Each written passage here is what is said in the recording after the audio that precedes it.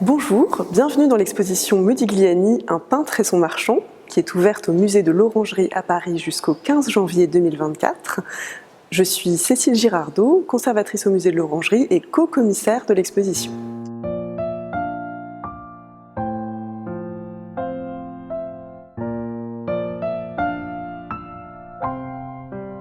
Alors cette exposition, ce n'est pas une monographie classique sur le peintre Modigliani, c'est plutôt un angle bien particulier, l'histoire d'une rencontre qui va bouleverser la vie de l'artiste Modigliani, celle d'une rencontre avec un marchand, Paul Guillaume, un jeune marchand parisien qui lui-même s'intéresse à la jeune génération des peintres de ce temps. Le musée de l'Orangerie conserve une partie de la collection du marchand Paul Guillaume. Et au sein de ces collections, qui contient donc de nombreux artistes, Picasso, Matisse, Utrillo, Rousseau, nous avons un ensemble tout particulier de 5 peintures de Modigliani. Et nous avons souhaité approfondir ce lien entre l'artiste Modigliani et Paul Guillaume, puisque les deux hommes se sont véritablement très bien connus, et Paul Guillaume a été l'un des premiers marchands à s'intéresser au travail de Modigliani. À l'époque où Paul Guillaume et Modigliani se rencontrent, il faut se rendre compte que Modigliani n'a pas encore l'aura qu'il a aujourd'hui. Ce n'est pas un artiste connu. Et Paul Guillaume, qui lui-même est un galeriste en pleine ascension, en fait prend un risque en misant sur un jeune artiste.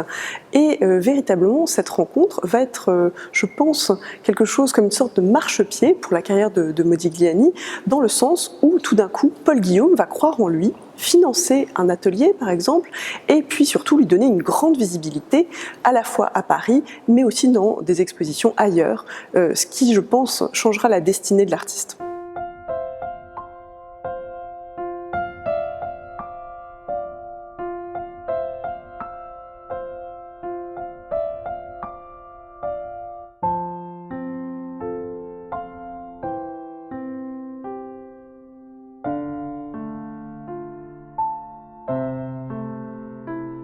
Alors que sait-on de la rencontre entre Modigliani et Paul Guillaume? On a tout un faisceau d'indices, mais on a surtout les écrits de Paul Guillaume lui-même, et ce serait par le biais d'un homme de lettres, poète, critique d'art, proche de l'avant-garde picturale parisienne, Max Jacob, que les deux hommes se seraient rencontrés.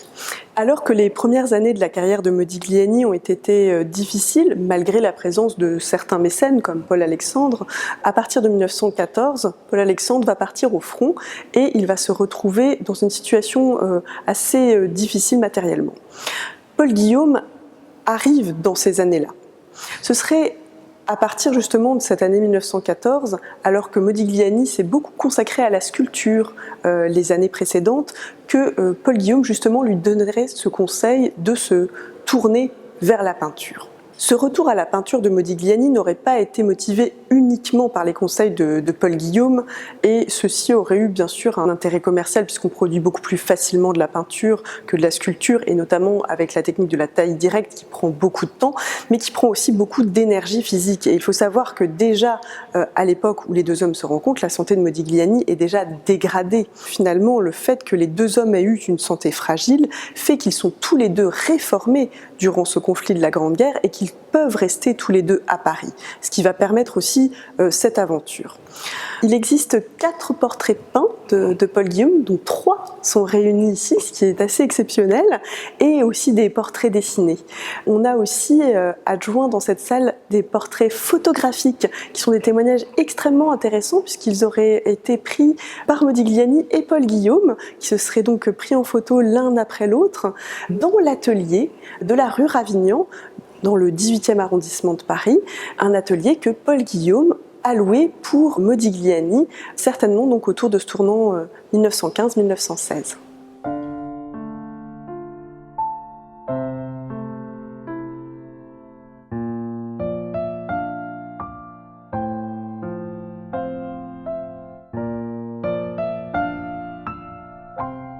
Ici, on est dans une section qu'on a intitulée « Masques et têtes ». L'idée, c'était de faire dialoguer ensemble des œuvres à la typologie assez différente, que ce soit des sculptures de Modigliani, des œuvres africaines et également des portraits peints par Modigliani à l'époque où Paul Guillaume est son marchand.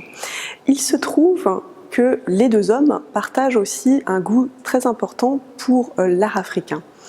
Paul Guillaume vient d'ailleurs, c'est sa première passion à l'art, par les statuettes africaines qu'il va découvrir dès le début des années 1910.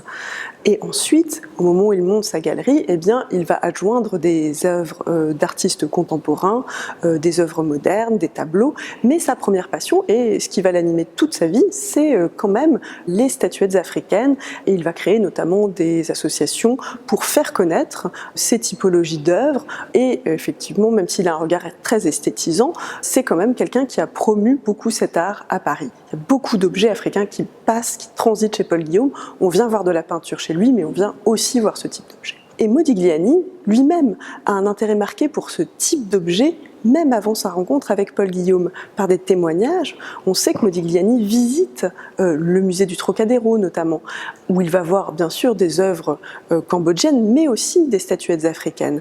Donc, il ne pouvait pas manquer, je pense, les deux hommes de se retrouver sur ce terrain de discussion, et probablement aussi que, avec ce contact privilégié avec Paul Guillaume comme marchand, eh bien, il a certainement pu être en contact avec de très nombreux objets africains.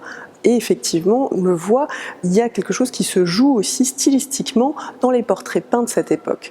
Donc là, on se retrouve face à un portrait Lola de Valence de 1915 de Modigliani, qui est donc une des très très belles œuvres qui nous a été prêtée par le Metropolitan Museum de New York, et qui est tout à fait singulière dans son traitement, et en même temps qui, j'allais dire, prend tout son sens dans cette salle aux côtés des sculptures de l'artiste, et en même temps face aux statuettes africaines qui ont appartenu à la collection de Paul Guillaume. Ce qu'on peut voir ici, c'est la manière dont le visage a été stylisé à la manière d'un masque, où on voit même des dents extrêmement schématisées qui peuvent rappeler certains masques africains. On voit le cou très cylindrique, l'aplat de la joue très marqué, et en même temps le cerne qui vient nous donner l'ovale. On voit ce nez avec l'arête extrêmement affirmée et les yeux vides comme un masque. Il y a vraiment cette affirmation de l'héritage des statuettes africaines qu'il a pu voir à l'époque, à la fois avant sa rencontre avec Paul Guillaume, mais certainement aussi depuis qu'il connaît le galeriste. Le titre, cependant, nous ramène à une référence tout autre, puisqu'il nous montre aussi son admiration pour la peinture française, et nous montre effectivement cette admiration pour la figure de Manet, qui reste une des références importantes pour lui.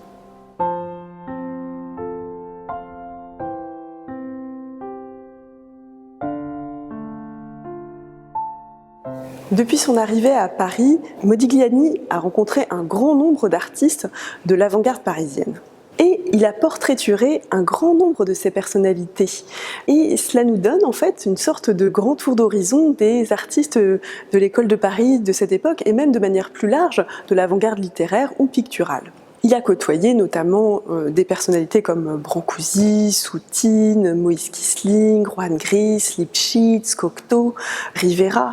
Et on y trouve aussi une personnalité importante, Beatrice Hastings, qui a été une femme de lettres britannique, qui était sa compagne au moment où il rencontre notamment Paul Guillaume, et qu'il a portraituré de très nombreuses fois. Ces personnalités, donc parfois connues, ou parfois anonymes, nous montrent une sorte de galerie du Paris de ces années du début du XXe siècle. On a parlé aussi tout à l'heure de l'éducation de Modigliani, qui a été très marquée donc, par ses origines italiennes, mais très vite, en arrivant à Paris, il va s'intéresser aussi beaucoup à la littérature française. Il sera aussi proche de poètes, donc Max Jacob, mais aussi Blaise Cendrars, qui aura un rôle très important dans sa vie. Et par ailleurs, donc, Paul Guillaume, ce marchand qu'il rencontre à partir de 1914, lui-même aura ses entrées dans le monde artistique, puisque l'un de ses grands mentors, c'est Guillaume Apollinaire. Donc les deux hommes se retrouvent aussi sur ce terrain de la poésie, de la littérature, de la critique d'art, et Paul Guillaume lui-même aura une revue à partir de 1918, Les Arts à Paris, dans laquelle il va mettre aussi beaucoup à l'honneur les œuvres de Modigliani. Et ce sera aussi un des grands moyens de diffusion de l'époque pour faire connaître l'œuvre de Modigliani, même au-delà de la galerie.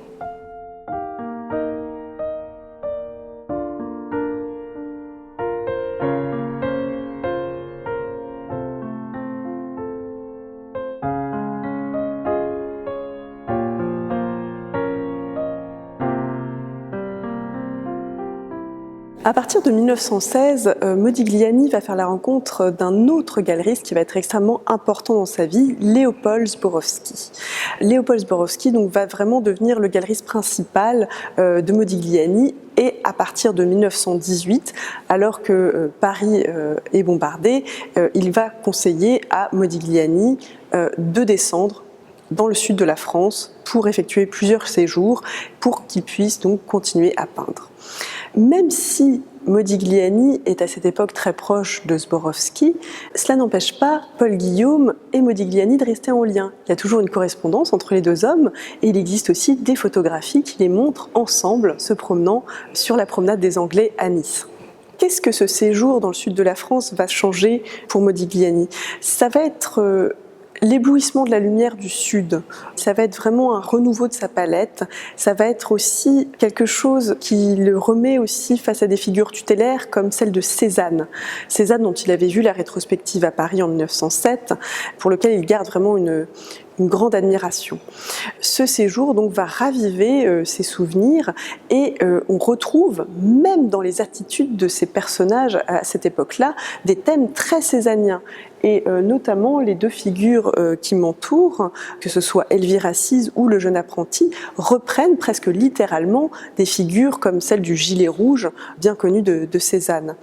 Au-delà de ça, la palette elle-même nous rappelle effectivement celle du maître d'Aix, et effectivement quand on se penche aussi sur les analyses techniques qui ont pu être faites sur les œuvres de Modigliani, on se rend compte que les préparations, notamment des fonds, ont beaucoup changé à cette époque-là. Dans les années précédentes, les fonds étaient beaucoup plus bistres, ocre, alors que là, il éclaircit les fonds qui deviennent beaucoup plus blancs et cela donne une autre luminosité au portrait de cette époque qui constitue, j'allais dire, ce qu'on peut se figurer comme étant un style presque archétypal de Modigliani. Eh bien, c'est véritablement ce style de la maturité, en fait, de Modigliani. Alors, pourquoi, alors que Zborowski est à l'époque le grand galeriste de Modigliani, avons-nous des œuvres de cette période dans l'exposition? Eh bien, il se trouve donc que même au-delà des liens qui persistent entre Paul Guillaume et Modigliani, Paul Guillaume continue aussi de montrer l'œuvre de Modigliani. Il continue d'acheter des œuvres du peintre. Et puis, même au-delà de la mort de l'artiste, il continuera d'acquérir des œuvres de cette période. Et même dans ses appartements, on voit jusqu'à la fin de la vie de Paul Guillaume à quel point les œuvres de cette période sont présentes dans l'environnement quotidien du galeriste.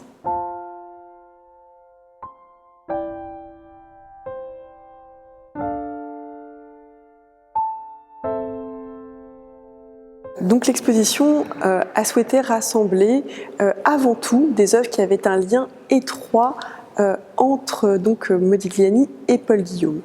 L'idée, ça a été justement dans notre sélection de n'avoir que des œuvres qui soit ont été vendues par Paul Guillaume, soit qui ont appartenu aux galeristes, qui sont donc passés par ses mains, qui ont fait partie de sa collection personnelle, ou encore des œuvres qu'il a commentées dans sa revue Les Arts à Paris.